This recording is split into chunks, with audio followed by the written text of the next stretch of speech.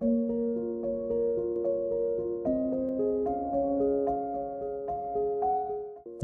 एक एक बात है जो मुझे हमेशा सोचने पर मजबूर करती है। हर साल लाखों लोग मतलब बड़े अरमानों से अपना बिजनेस शुरू करते हैं, लेकिन आंकड़े बताते हैं कि 5 साल के अंदर आप सोचिए उनमें से 80% से ज्यादा फेल हो जाते हैं। 80%? ये बहुत बड़ा नंबर है। हाँ, तो सवाल ये कि ऐसा क्यों होता है? मतलब एक बेहतरीन शेफ जो शानदार खाना बनाता है या एक कुशल मैकेनिक जिसे गाड़ियों की पूरी समझ है, जब वो अपना खुद का काम शुरू करते हैं तो अक्सर फेल हो जाते हैं। और ये सवाल बिल्कुल सही जगह पे चोट करता है, क्योंकि ज्यादातर लोग इस असफलता की वजह गलत जगह ढूंढते हैं। अच्छा? हाँ, उन्हें लगता है कि शायद प्रोडक्ट अच्छा नहीं था, या किस्मत खराब थी, या मार्केट में पैसा नहीं था, जबकि असली वजह अक्सर इन सबसे कहीं ज्यादा गहरी और मतलब पर्सनल होती है। तो वो वजह बिजनेस के मालिक के अंदर ही छुपी होती है। बिल्कुल। और आज हम माइकल ई गर्बर की एक जबरदस्त किताब द ई मिथ रिविजिटेड, उसी के जरिए इस असली वजह की तह तक जाएंगे।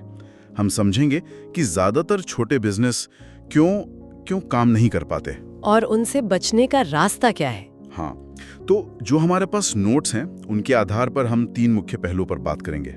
सबसे पहले तो ये ई मिथ मतलब उद्यमी का मिथक है क्या, और वो कौन सी ऐसी धारणा है जिसे किताब द फेटल अजम्पशन कहती है, जो बिजनेस की नींव ही हिला देती है।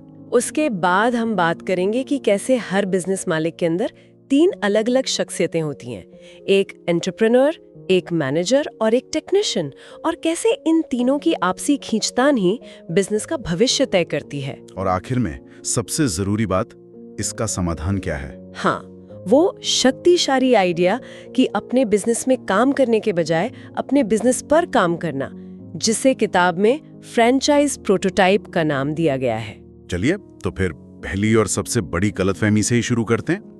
आमतौर पर हम ये सोचते हैं कि जो लोग बिजनेस शुरू करते हैं वो बड़े सपने देखने वाले विजनरी लोग होते हैं, एंटरप्रेन्योर्स। हाँ, पर किताब कहती है कि ये सबसे बड़ा मिथक है। ई मिथ यही है। अच्छा। बिल्कुल। किताब के मुताबिक ज्यादातर बिजनेस एंटरप्रेन्योर्स शुरू ही नहीं करते, उन्हें शुरू करते हैं टेक्नीशियंस। मतलब वो लोग जो अपने काम में, अपने हुनर में माहिर होते हैं। सोचिए एक बेकर है जो शहर की सबसे लजीज पाए बनाती है, उसके हाथ में जादू है। ठीक है। एक दिन काम करते करते उसके दिमाग में एक ख्याल आता है, मैं ये सारा काम अपने बॉस के लिए क्यों कर रही हूँ? इतनी मेहनत करके सारा मुनाफा तो वो ले जाता है, ये काम तो मैं खुद के लिए भी कर सकती हूँ। इसे ही किताब एंटरप्रेन्योरियल सीजर कहती है, वो दौरा। हाँ, ये वो दौरा है जब एक टेक्नीशियन अचानक अपना बॉस बनने का फैसला कर लेता है। लेकिन अपने हुनर पर भरोसा करके बिजनेस शुरू करना तो बहुत स्वाभाविक लगता है, इसमें गलत क्या है? ज्यादातर लोग तो ऐसे ही करते हैं। और यहीं पर वो सबसे बड़ी, सबसे घातक गलती होती है। इसी को किताब द फेटल अजम्पशन यानी घातक धारणा कहती है। और ये धारणा क्या है? ये धारणा है कि अगर मुझे किसी बिजनेस का तकनीकी काम आता है तो मैं उस काम को करने वाला बिजनेस भी चला सकता हूँ। मतलब अगर मुझे शानदार पाई बनाना आता है तो मैं पाई की दुकान भी सफलतापूर्वक चला सकती हूँ। लेकिन सच तो ये है कि पाई बनाना और पाई का बिजनेस चलाना ये 2 जमीन आसमान जितनी अलग चीजें हैं। एक हुनर है और दूसरा अपने आप में कई हुनर का एक जटिल मिश्रण है। किताब में सारा का उदाहरण इस बात को बहुत अच्छे से समझाता है। हाँ, ऑल अबाउट पाइज वाली कहानी। उसे पाई बनाना पसंद था, वो उसमें माहिर थी। उसके दोस्त, रिश्तेदार सब कहते थे, सारा तुम्हारी पाई लाजवाब है, तुम्हें अपनी दुकान खोलनी चाहिए। और एक दिन उसने वही किया। हाँ, ऑल अबाउट पाइज नाम से दुकान खोल ली। शुरुआत में तो सब कुछ सपने जैसा था, वो खुश थी, लेकिन किताब बताती है कि 3 साल बाद वो अपने उस काम से नफरत करने लगी थी जिसे वो कभी सबसे ज्यादा प्यार करती थी। पाई बनाने के ख्याल से भी उसे चिढ़ होने लगी थी, क्योंकि अब पाई बनाना उसका प्यार नहीं, उसकी मजबूरी बन गया था। और वो दिन में 12-14 घंटे सिर्फ पाई नहीं बना रही थी। हाँ, अब उसे वो सारे काम करने पड़ रहे थे जो उसे कभी पसंद नहीं थे और ना ही उसे आते थे। जैसे सुबह 4 बजे उठकर सामान खरीदना, सप्लायर से मोल भाव करना, बिक्री का हिसाब रखना, कर्मचारियों को संभालना, दुकान की सफाई, शाम को बही खाते देखना, टैक्स की चिंता करना। ये लिस्ट तो खत्म ही नहीं होती थी। बिल्कुल। जो काम कभी रचनात्मक और मजेदार था वो अब एक बोझ बन गया था। वो एक कलाकार से नहीं, मेरा मतलब है एक थकी हारी मजदूर बन गई थी। वो अपनी ही दुकान की, अपने ही सपने की गुलाम बनकर रह गई थी। बिल्कुल। उसका टेक्नीशियन वाला हुनर उसे एक ऐसी नौकरी में ले आया था जिसे वो छोड़ भी नहीं सकती थी। तो उसका मतलब ये हुआ कि समस्या सिर्फ काम के बोझ की नहीं बल्कि मालिक की अपनी सोच की है। और ये मामला और भी गहरा है। किताब कहती है कि हर मालिक के अंदर ही एक तरह का एक युद्ध चल रहा होता है। हाँ, एक गृह युद्ध जैसा। ये बहुत ही दिलचस्प कॉन्सेप्ट है। किताब के अनुसार हर बिजनेस मालिक के अंदर 3 अलग-अलग व्यक्तित्व होते हैं जो लगातार कंट्रोल के लिए लड़ते रहते हैं। अच्छा। पहला है दी एंटरप्रेन्योर, ये दूर की सोचने वाला, सब। और तीसरा है द टेक्नीशियन, करने वाला। हाँ, और अक्सर सबसे हावी रहने वाला। उसे काम करने से प्यार है, चीजों को अपने हाथों से बनाने से। वो वर्तमान में जीता है। उसकी सोच है अगर कोई काम सही ढंग से करना है तो वो खुद ही करो। उसे सिस्टम या भविष्य के सपनों से ज्यादा मतलब नहीं, उसे बस अपना काम परफेक्शन के साथ करना है। सही कहा। और किताब कहती है कि ज्यादातर छोटे बिजनेस मालिकों में ये संतुलन बहुत बिगड़ा हुआ होता है। उनमें टेक्नीशियन 70% होता है, मैनेजर सिर्फ 20% और एंटरप्रेन्योर तो बस 10% ही रह जाता है। और यही पूरी समस्या की जड़ है। बिजनेस की बागडोर एंटरप्रेन्योर के हाथ में होनी चाहिए, जिसे मैनेजर व्यवस्थित करे और टेक्नीशियन उसे लागू करे। लेकिन होता इसका उल्टा है। टेक्नीशियन बिजनेस शुरू कर देता है, हाँ, ताकि उसे अपने तरीके से काम करने की आजादी मिले, और वो मैनेजर और एंटरप्रेन्योर दोनों को दरकिनार कर देता है। नतीजा, बिजनेस एक मालिक के तौर पर नहीं बल्कि एक नौकरी के तौर पर चलाया जाता है। मालिक खुद ही अपनी दुकान का सबसे मेहनती कर्मचारी बन जाता है। तो अगर बिजनेस मालिक ही इस जाल में फंसा है तो वो इसे बाहर कैसे निकले? अगर समस्या ये है तो इसका समाधान क्या है? तो समाधान एक बहुत ही सरल लेकिन पावरफुल आइडिया में छिपा है।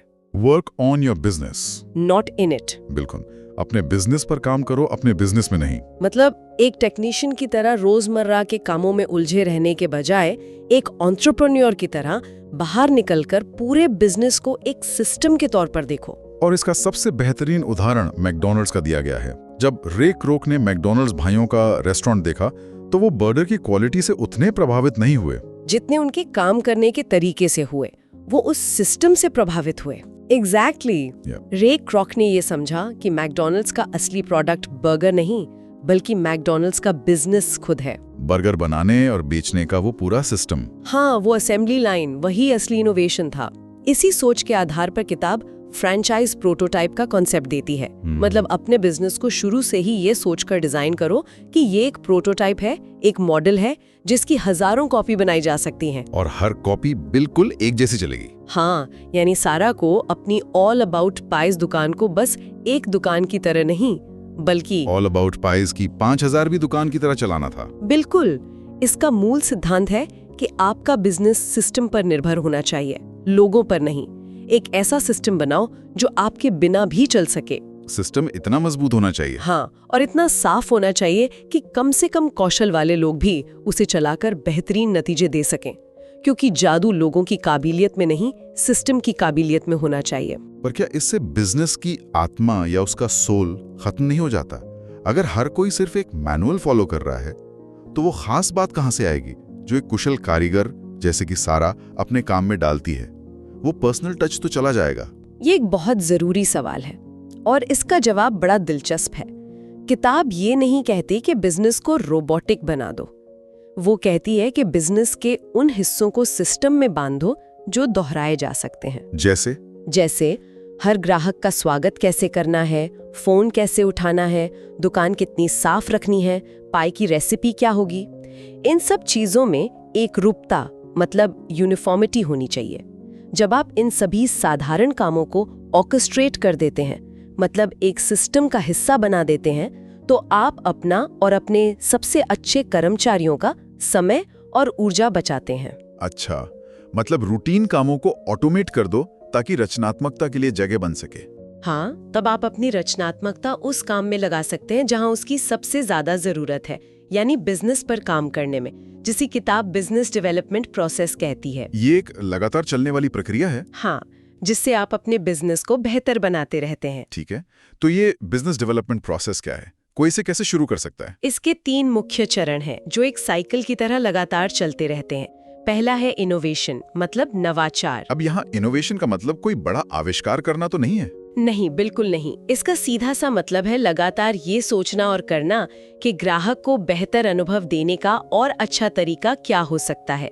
ये कुछ भी हो सकता है, आपकी पैकेजिंग को और आकर्षक बनाना या ग्राहक के जन्मदिन पर एक छोटा सा डिस्काउंट देना। इनोवेशन का मतलब है बिजनेस को ग्राहक की नजर से देखना। दूसरा चरण है क्वांटिफिकेशन, मतलब जो भी नया किया है उसके असर को नंबरों में मापना। बिल्कुल। अगर आपने स्वागत का तरीका बदला तो क्या उससे हफ्ते की बिक्री में 5% का इजाफा हुआ? अगर आपने नई पैकेजिंग शुरू की तो क्या उससे आपके सोशल मीडिया पर लोगों ने ज्यादा तस्वीरें शेयर की? बिना नंबरों के आपके सारे इनोवेशन सिर्फ अंदाजे हैं। तो क्वांटिफिकेशन आपको बताता है कि क्या सच में काम कर रहा है और क्या नहीं। सही कहा। लेकिन छोटे बिजनेस के लिए सब कुछ नंबरों में मापना मुश्किल नहीं होगा?